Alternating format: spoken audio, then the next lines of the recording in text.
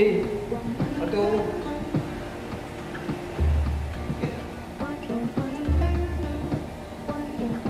kemana lah? Udah jam segini mas, katanya pagi.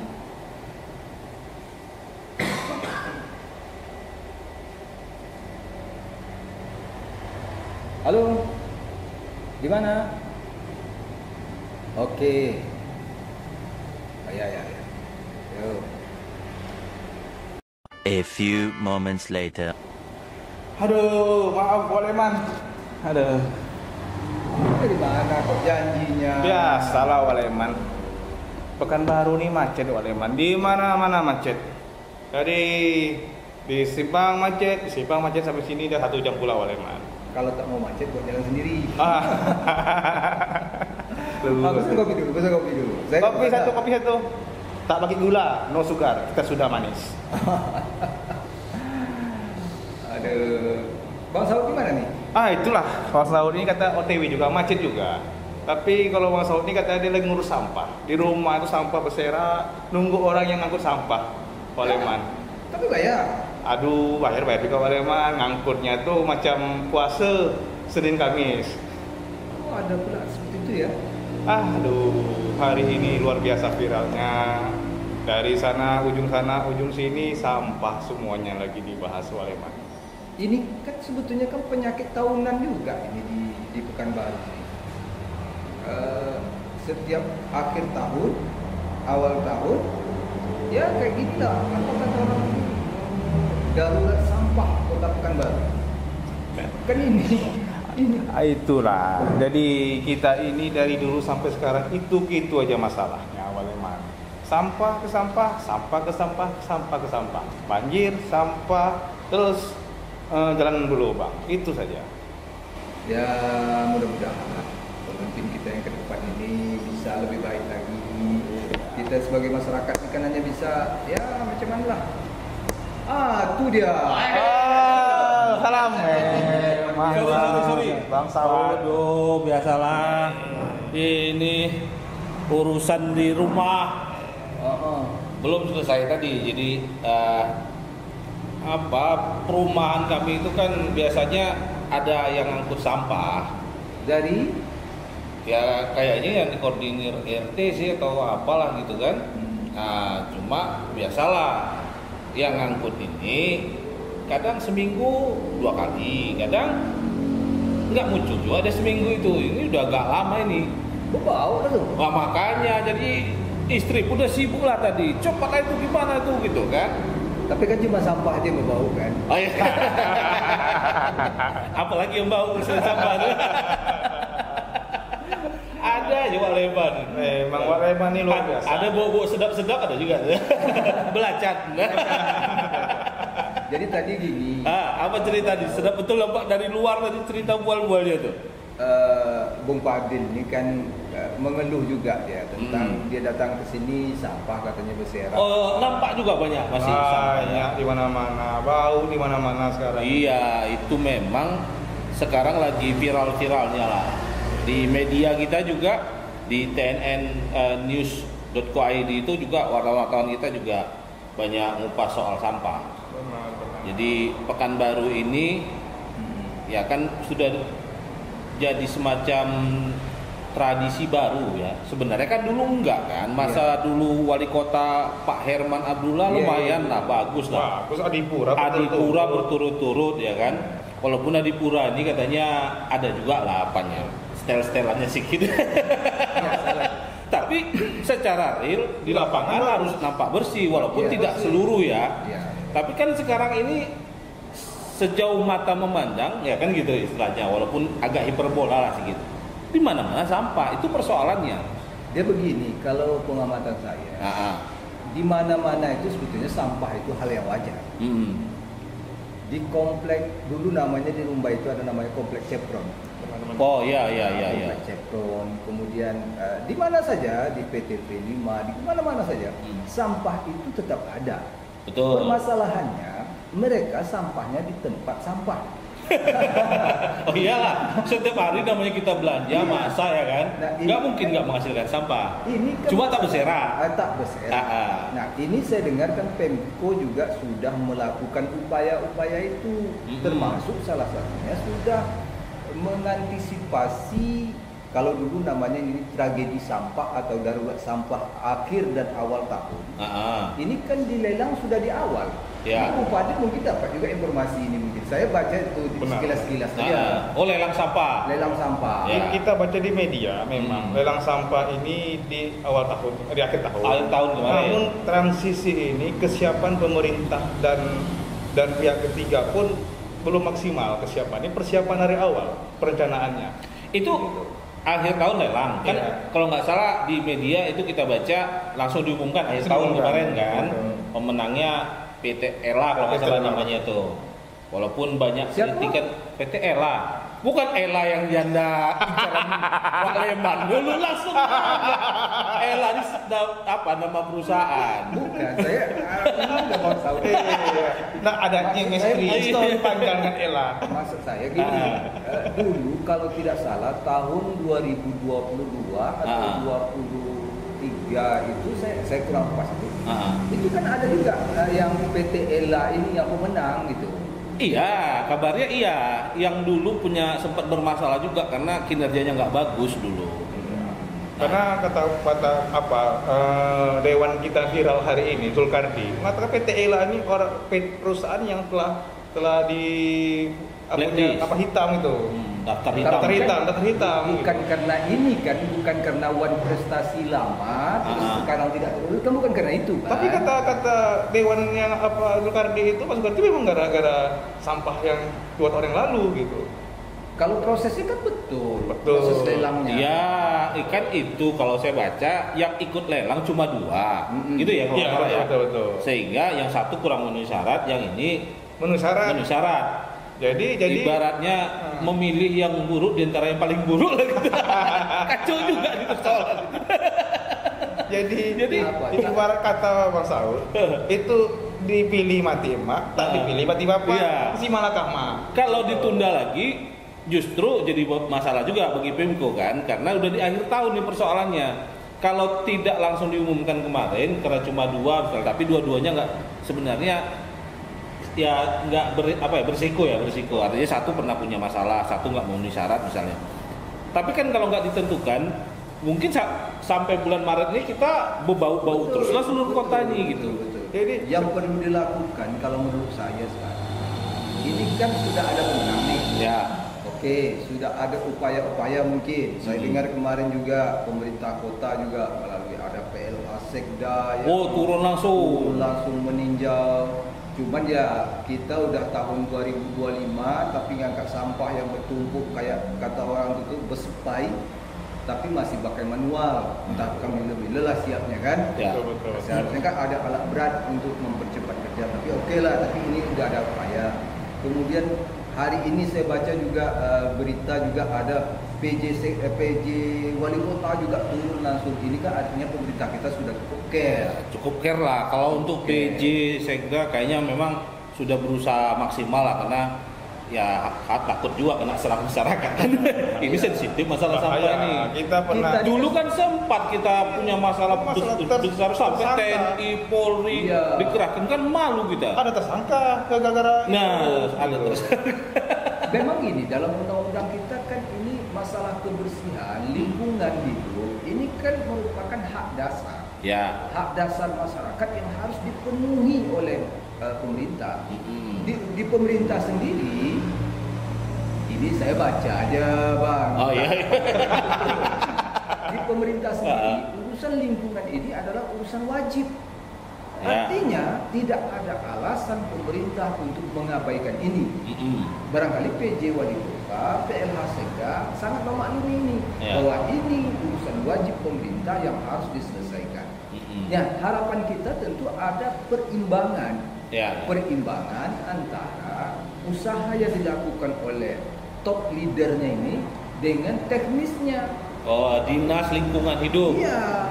Ya kan? Jangan hanya bidang sampah itu ya. Sekarang UPT sekarang persampahan. Nah, kita inginkan begini. Kalau tahun-tahun sebelumnya kan ini kan tidak rahasia umum lagi nih. Ada pemenang, kemudian jumlah armada tidak memadai. Ya. Kemudian juga penghitungan tonase itu juga perlu di dalam tanda petik ada harus diragukan. Ya. Apalagi hari ini itu timbangan itu bermasalah manual. Bahaya itu. Manual maksudnya ya ditimbang berkilo gini. Di kampung saya itu. Iya, kalau manual. Jadi ngukur Pakai itu yang timbangan apa itu? manual pakai apa ukuran itu secara manual aja gitu. Ya, Pakai ukuran. maksudnya gimana manualnya? Jadi ukuran dikira-kira gitu. Dikira-kira. Jadi Jadi ukuran ini, Bung Fadil, untuk mengukur panjang ada meter. Nah, Itu tak bisa kita mengukur panjang pakai jengkal itu. Memang terukur juga sekian jengkal. Iya. Tetapi itu kan tidak valid. Ya. Untuk mengukur berat timbang. Iya. Baik itu timbang manual, timbang elektronik kan namanya, Ya. atau timbang sistem kan namanya, timbang. Iya. Alat kilo yang untuk mengukur berat. Nah, yang disebut manual ini seperti apa? Jadi di alat timbangan itu sendiri itu biasanya itu ada diuji alat uji ditera oleh Ini dinas artinya kan terkait. yang di TPA Muara Pajar nih ya. Iya. Kan pekerjaan pihak ketiga ini kan dihitung berdasarkan Tonase, tonase kan. iya. Kalau Jadi dalam- perlu iya. ada alat untuk mengukur, menimbang Betul. supaya bisa dicairkan lah. Iya. Sesuai nggak kinerja kan gitu ya kira-kira ya. Iya. Nah, artinya kalau sekarang masuk itu kan dulu ada timbangan di depan, ada pos yang ada timbangan apa namanya. Dulu saya pernah kerja Iya. masang timbangan itu di Iya. sawit dulu. Iya. Jadi masuk itu langsung tertimbang dia kan. Ada di sana ada. Nah, itu nggak berfungsi. Dia terfungsi dengan normal. Itu Maksud dulu. itu. Ini apa kisah kopi gitu? Bam. Bam ini Lama udah betul. lama dulu kopi belum datang-datang. Ini kopinya. Kita agak lama nunggu. Iya. Ini kopi ordesan. Oh ya, ini memang apa namanya barista nomor 1 di Pekanbaru. Luar biasa nih tahun. Makasih Bang. Aduh, akhirnya datang juga kopi. Luar biasa. Agak lama nunggu ya. Agak lama, kas habis katanya.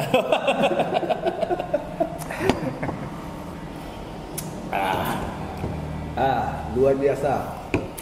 Kopi dari mana lah kak? Nah, ini saya suka di sini memang apanya perpaduannya pas antara kopi dan susu.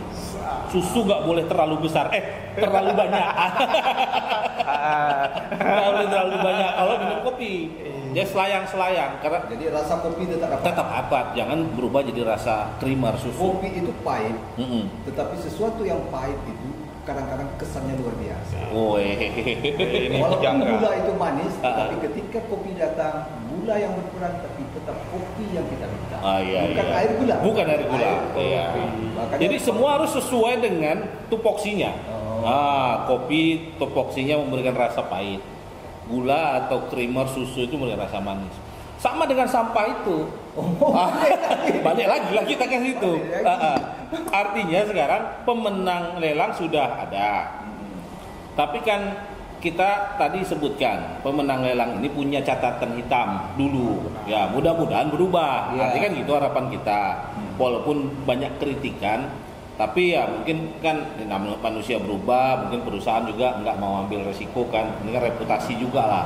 Kalau mereka mau dapat kerjaan lama di Pimco ini kan tentu harus benar-benar. Iya, betul. Nah, jadi tentu kita melihat bahwa ya seperti diberitakan kemarin itu Sekda turun, ya kan, Kadis DLHK-nya turun untuk memastikan di awal tahun itu sampah-sampah terangkat semua. Jadi kemarin sampai malam itu kalau nggak salah ya. Sampai jam malam. 1 malam. Jauh. Luar biasa. Ya. Tapi jangan sekali itu aja Pak Sekda turun kan gitu. Harus dipantau terus. Ya. Jadi sebuah proses kebijakan itu selain perencanaan, kemudian pelaksanaan, yang tidak kalah penting itu pengawasan. Iya. Maka ini perencanaannya sudah, Oke. pelaksanaannya sedang jalan. Sedang jalan. Maka pengawasan ini yang kita minta dari seluruh pihak.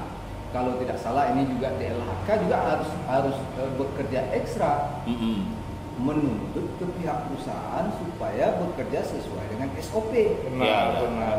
Jam berapa mereka mengangkat sampah, berapa rute atau triknya sehari, berapa red sehari mereka harus mengangkatnya, kemudian memfokuskan kepada titik-titik yang kritis. Kita kan tahu nih, dari 3.000 lebih titik kumpul sampah di Pekanbaru ini tidak semuanya yang kritis. Kan hanya ada beberapa yang kritis.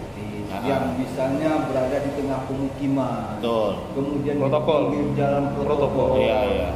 Ini harus diprioritaskan. Kalau biasanya mungkin satu red satu hari, mungkin bisa ditambah.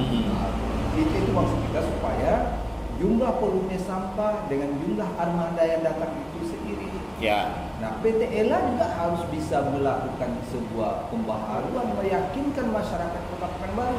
Kapan perlu tuh di show, dipajang tuh mobil-mobil armadanya. Kemarin Pak Sekda sempat di expose, ini loh mobil kami, armada kami siap tempur. Ini kalau sudah kayak gini kan, kalau masih ada juga yang meragukan lagi ya. Memang Pak Sekda kemarin itu sudah meminta secara khusus tuh kepada pihak PT ELA untuk memapangkan apa itu armada dia, majangkan itu, tunjukkan, expose ke masyarakat bahwa pemerintah, dinas DLHK, PT ELA tidak main-main. Kami PT ELA bukan PT ELA yang lama. Apalagi kan ini fenomena baru. Ini mudah-mudahan ini didengar oleh PT ELA. Fenomena baru gini Wak Leman. Biasanya kan baru itu melelang 2 zona. Hari ini 3 zona Rumbai. Untuk mereka PT perusahaan ini merangkul semua zona ini kan hal yang baru. Jadi itu perlu kolaborasi antara semua pihak gitu. Oh, jadi sekarang tidak 2 lagi? Tidak, 3. Jadi PT ELA itu nangani 3 zona. 3 zona. Rumbai di wilayah zona 3, zona 2, zona 1. Semua dia yang apa hari ini yang mengelola. Jadi operasional DLHK sekarang itu apa? Hari ini kita pun belum tahu operasionalnya, tapi mungkin bisa jadi untuk sebagai supporting. Membackup Yang jelas kita berharap penanganan sampah itu memang benar-benar dilakukan secara komprehensif.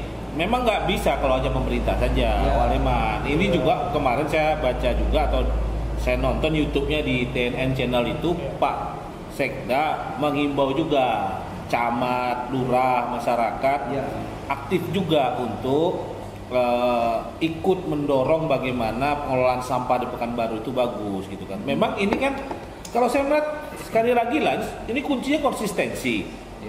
Sama dengan penegakan hukum terhadap pembuang sampah. Nah, itu kalau sudah diributkan baru boleh ada aksi melakukan razia orang buang sampah. Udah hilang di media, tak ada beritanya, hilang juga aktivitasnya. Kan itu. Saya bicara sebagai masyarakat lah ya. Karena kita juga di kampung kita, di daerah kita itu sering juga dibajak diskusi sama tokoh-tokoh masyarakat. Sebetulnya kalau kita tengok masyarakat kita ini patuh-patuh bangsa. Oh, sebenarnya pengen bersih juga ya. Tidak ada satu manusia pun yang mau dicap sebagai manusia yang buruk. Ini kodratnya. Masalahnya sekarang ketika masyarakat itu sudah membayar, ya kan, dengan nama retribusikan namanya, dengan nama iuran kan namanya, dengan apa? Ini kan mereka sudah menyerahkan tanggung jawab kepada pihak yang menarik iuran. Betul. Ya kayak di rumah saya tadi lah ceritanya kan ya. Masalahnya sekarang mereka sudah bayar, tapi sampah yang ada di pekarangan dia yang sudah dia kumpulkan itu tidak diangkut. Akhirnya buang. Akhirnya dia membuang. Ya, kan nanti marahin bininya macam saya tadi. Bau betul tuh, bau buang dulu. Dia bilang kan kita bayar, saya bilang kan tunggu lagi, tapi udah berapa hari tak datang kata dia kan. Buang aja lah, di mana terserah bang. Kayak gitu jadinya. Jadi kalaupun misalnya kondisi seperti itu, maka yang bisa kita lakukan lagi apa? Pemerintah juga harus memastikan bahwa ada TPS tempat pembuangan sementara. Kalau dalam keadaan darurat itu contohnya seperti ini bang. Di rumah saya ada mendoa nih, bekas minuman mineral, air bekas air kemasan, kemudian kotak-kotak kue, kemudian segala macam ketika mendoa di rumah saya atau acara, ini kan tidak bisa kita andalkan orang mengambil sampah ini. Maka harus ada tempat TPS yang dipastikan oleh pemerintah bahwa masyarakat yang kondisi seperti ini buang ke sini. Pasti akan diangkat oleh pemerintah, oleh DLHK atau pihak ketiga. Dan kita juga minta masyarakat, Bang, jangan hanya menuntut ke DLHK, jangan hanya menuntut ke PT ELA, jangan hanya menuntut ke pihak wali kota atau sekda. Masyarakat sendiri harus punya kepedulian. Betul. Sama-sama. Makanya saya katakan tadi nggak bisa hanya mengandalkan itu, tapi semua pihak. Karena itu perlu memang komunikasi yang intens lah ya, kampanye layanan masyarakat misalnya, mengingatkan, ajak kerjasama lembaga-lembaga atau instansi-instansi yang memang bisa menjangkau masyarakat, gitu loh maksud saya. Artinya di sekolah-sekolah, perguruan tinggi. Apalagi nih Bang, dengan program makan siang sehat gratis ini. Iya. Ini kan bisa kita bayangkan Bang, satu sekolah itu ada 1.000 siswa.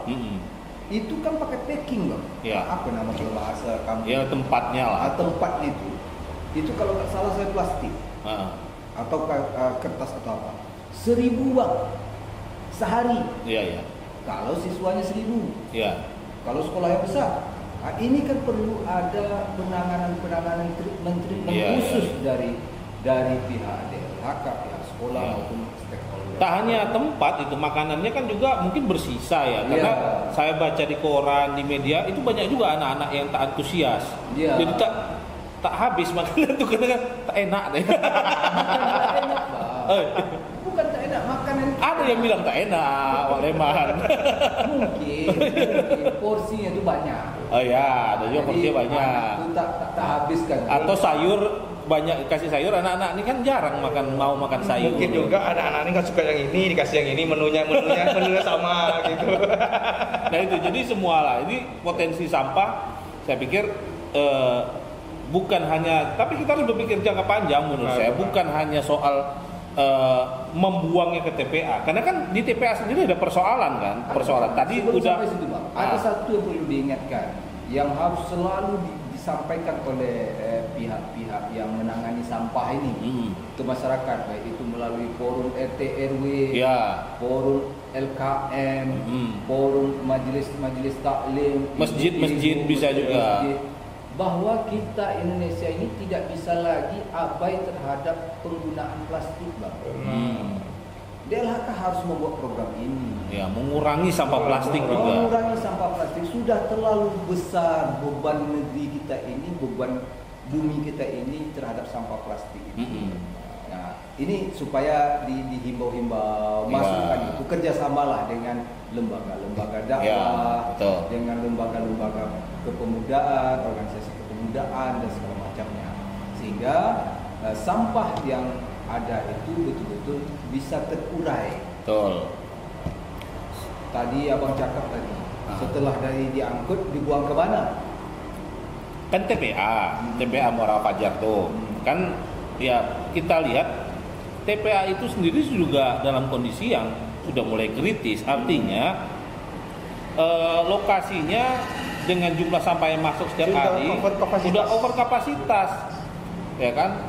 Apalagi pengelolaan di sana itu juga melanggar aturan, melanggar Undang-Undang Nomor 18 Tahun 2008. Undang-Undang Nomor 18 betul. Bahwa kan sekarang semua TPA itu harus menerapkan metode pengelolaan sampah yang sifatnya lebih ramah lingkungan. Sanitary landfill. Minimal. Kampus saya tuh sanitary landfill katanya.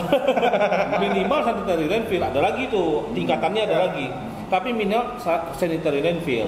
Sanitary landfill ini adalah kan bagaimana sampah yang dibuang di TPA itu tidak main tumpuk begitu saja, atau istilahnya open dumping seperti sekarang, main tumpuk sampai menggunung gitu kan.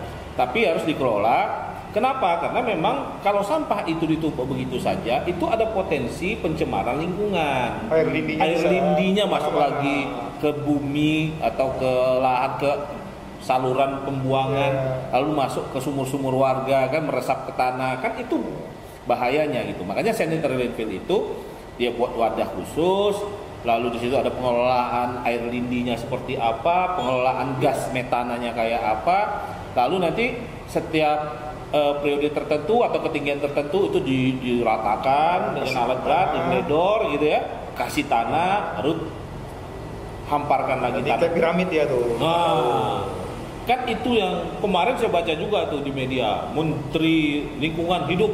Sampai ke sini ke Pekanbaru. Oh, udah sampai datang ke Pekanbaru kan meninjau kan. Nggak lama pulang dari Pekanbaru muncul pula berita itu kan, kita mau tutup TPA yang open dumping. Ini kan jadi catatan lagi nih bagi PJ Wali Saya Kota dulu kesiapannya. salah di Bandar Gebang, Jakarta. Bantar Gebang. Bantar Gebang. Mhm.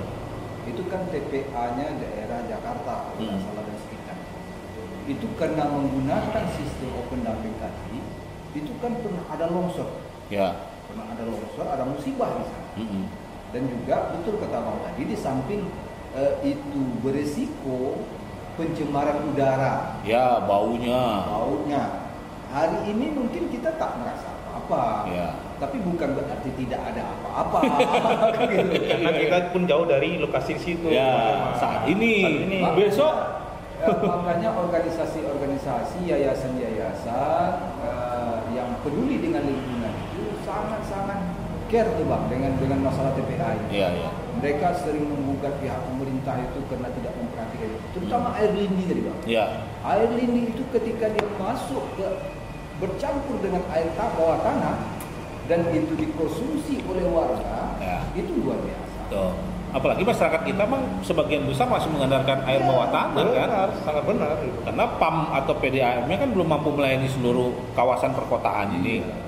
Jadi bahaya sekali itu seperti Tapi itu. menengok apa kemarin Bang, semangat dari dinas DLHK, kemudian dari pihak pemerintah, baik itu PJ Wali Kota maupun PLK Sekda, turun langsung. Kita optimis Bang. Ya. Optimis ini bisa teratasi, apalagi tak lama lagi Pekanbaru ada pemimpin baru yang saya pikir juga sangat care dengan masalah Ya, ini. itu kan di kampanye calon wali kota semua ngangkat sampah. Ya. Bagaimana mengelola sampah lebih baik kan itu komitmen lah. Komitmen. Itu kita tagih juga nanti Ada kalau tagline-nya waktu itu Bang, Ah. merubah sampah menjadi berkah. Wih. Ya bisa kalau tadi pengelolaannya modern kan. Ya. Di Bukit Tinggi kalau tidak salah, Ya. itu wali kotanya baru pemerintah kotanya baru beli mesin kan, mesin pengelolaan sampah yang bagus tuh, sehingga mana sampah yang kira-kira bisa jadi bernilai ekonomi masih diolah lagi. Karena sekarang kan ya kalau plastik itu bisa jadi eco-brick namanya sekarang kan, Sama paving block juga. paving block, bata-bata gitu kan udah dikelola gitu. Kemudian sampah-sampah organiknya jadi pupuk organik, jadi pupuk cair atau pupuk kompos kan itu. Nah itu yang saya bilang tadi, di ujungnya pengelolaan sampah ini memang harus serius juga, karena sebenarnya itu potensi cuan lah, ekonomi juga, ya kan. Jadi- Harusnya DLHK itu tidak hanya jadi dinas yang ngabisin duit, Iya, tapi betul. harusnya bisa juga menghasilkan duit, walaupun mungkin nggak sebesar dinas lain misalnya gitu ya. Tapi kan maunya kalau dia menyusun APBD, kalau saya PJ Wali Kota saya tanya, selain kau ngabisin duit, bisa nggak menghasilkan duit dari sampah nih gitu? Oh gitu. Investasinya mungkin besar. Ya itu kan tinggal kepiawaian Jadi kita nih mencari dananya saja. kita mau berharap kepada pemerintah kota Kusidilaka itu punya inovasi yang bagus gitu. Jangan dari zaman tahun Bakolak sampai hari ini begitu aja. Angkat buang, tapi tidak ada inovasi. Ini apa sih yang akan dilakukan? Itu yang harus Memang. diterobos. Mudah-mudahan pemimpin baru. Ya, kita berharap harus. Kita banyak punya harapan besar sama Nah. pemerintah. Pemimpin baru ini saya yakin dengan semangat mudanya, kemudian dengan pengalamannya, ini bisa membuat Pekanbaru ini lebih berdelau gitu. Oh iya. Dan kembali dapat adipura. Adipura. Gitu. Jadi kita rindu Adipura. ya walaupun bagaimana itu masih menjadi ukuran parameter sebuah kawasan, sebuah kota dikatakan bersih, ya kan? Kan harus ada yang seperti itu. Nah, kalau nggak ada itu kan, ya kita nggak tahu ukuran. Oh kotanya udah relatif bersih. Walaupun memang takkan mungkin seluruh wilayah kotanya benar-benar bersih kan. ya susah juga. Jakarta, Bandung, semua kota-kota besar masih punya masalah itu. Ya. Tapi paling tidak di kota-kota, di kawasan-kawasan yang menjadi padat penduduk, dilalui tamu-tamu, wisatawan, janganlah kotor kan itu. Malu gitu. Wajahnya itu nampak bersih. Kan ada beberapa kota yang kalau di Riau misalnya Siak lah. Saya kalau ke Siak itu kan bersih ya gitu. Rata-rata kalau bawa tamu jalan ke Siak, wah bersih ya kotanya. Artinya ya mungkin penduduknya tak banyak gitu ya. Tapi paling tidak image bersih ya itu dapat. Kita mau Pekanbaru minimal begitulah. Walaupun mungkin di ujung-ujung ada masih berserak gitu ya. Tapi yang di tempat ramai strategis janganlah berserak. Di dekat-dekat sekolah, dekat-dekat rumah ibadah itu kan kacau kita itu. Tapi sekali lagi kita kan hanya membahas ini Ya. untuk kita bersama. Ya. Mudah-mudahan ada masukan, Ya. didengar oleh orang lain. Yang penting kita inginnya pemerintah, masyarakat dan semua yang kita kolaborasi untuk bersihkan Pekanbaru. Ya, Nah, Pekanbaru lebih baik lagi. Kita rindu Pekanbaru yang berdelau kata Wak Leman itu kan. Bukan janda incaran Wak Leman aja berdelau. Pekanbaru pun harus berdelau lah. Oke lah ya. Oke. Ya permisi dulu nih. Oke. Bang, itu. Oke. Kasih. Aku pergi lagi. Banyak lagi mengurus sampah Pekanbaru ini. Barang banyak, Assalamualaikum. Waalaikumsalam.